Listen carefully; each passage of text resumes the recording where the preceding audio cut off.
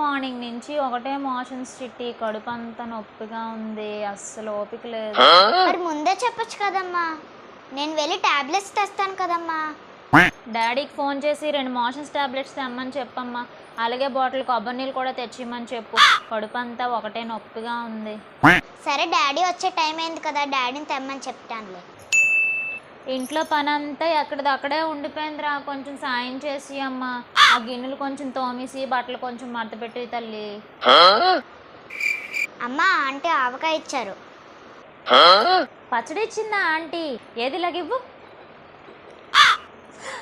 అబ్బా, కారం ఆవకాయ, అబ్బాయి ఎంత బాగుందో.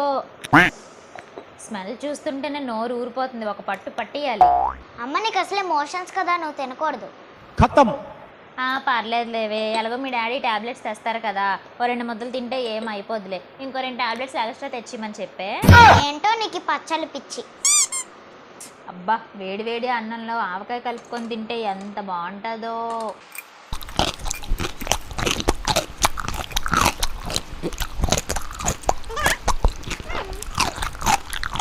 నువ్వు మారవు.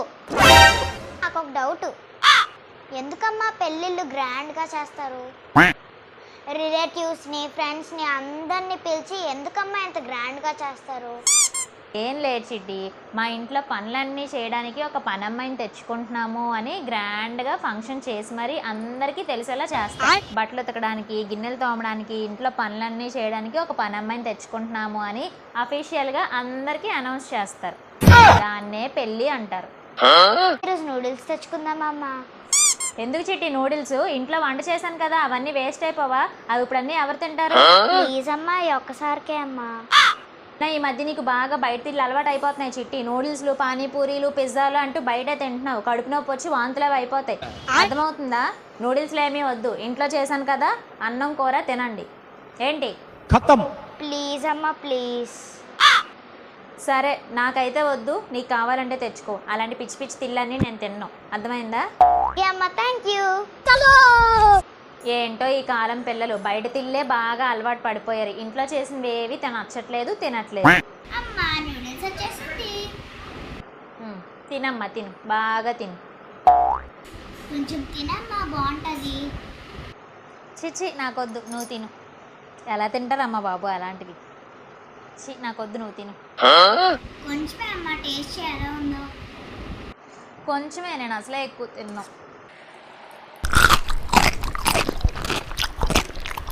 వద్దన్నావు, అలా తినేస్తున్నావు. బాగుంది, నువ్వు ఇంకోటి ఆర్డర్ పెట్టుకోయమ్మా, ఓకేనా? జంక్ ఫుడ్, బయట ఫుడ్ నువ్వు తిన్నావు కదమ్మా. అంటే బాగుంటేను. అబ్బో,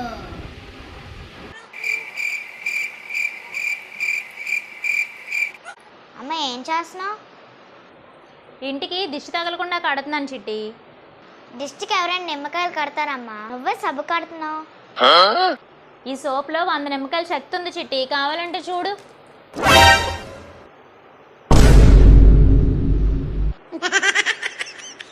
హాయ్, హలో, నమస్తే. మేమన్నా క్వశ్చన్ అడగచ్చా మేడం? అడుక్కో. సంతోషానికి అర్థం ఏంటి మేడం? ఏమోనమ్మా, నాకు పెళ్ళి అయిపోయింది.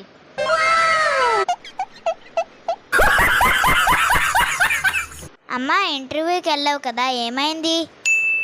సెలెక్ట్ అయిపోయాను చిట్టి. శాలరీ ఎంతమ్మా? ఇప్పుడైతే 20,000 ఇస్తానన్నారు చిట్టి. అదే 6 నెలల తర్వాత అయితే 25,000 ఇస్తారంట. ఓ సూపర్. మరి ఎప్పుడు జాయిన్ అవుతున్నావు? ఇప్పుడైతే 20,000 జీతమే కదా, అదే 6 నెలల తర్వాత అనుకో 25,000 ఇస్తానన్నారు. అందుకే అప్పుడే వెళ్ళి డైరెక్ట్గా జాయిన్ అవుతాను. నువ్వు సూపర్ అమ్మా. చిట్టి, రేపు అమ్మమ్మల ఇంటికి వెళ్దాము, పొద్దున త్వరగా లేచి రెడీ అయిపోండే. అమ్మా, అమ్మమ్మ ఫోన్ చేసిందమ్మా ఇప్పుడే. ఏమన్నది? రేపు పండగ కదా, తొందరగా వచ్చేయండి అని చెప్పిందా? కాదమ్మా, మీ అమ్మని మాత్రం రావద్దని చెప్పు, నువ్వు డాడీ రండి అని చెప్పింది. ఎందుకు చిట్టి, మీ అమ్మమ్మ అలా చెప్పింది? ఎందుకు రావద్దు అన్నది నన్ను? నేను అదే అడిగానమ్మా, ఎందుకు అని. పండగ సంతోషంగా చేసుకోవాలంటే మీ అమ్మ అక్కడే ఉండాలి అని చెప్పింది.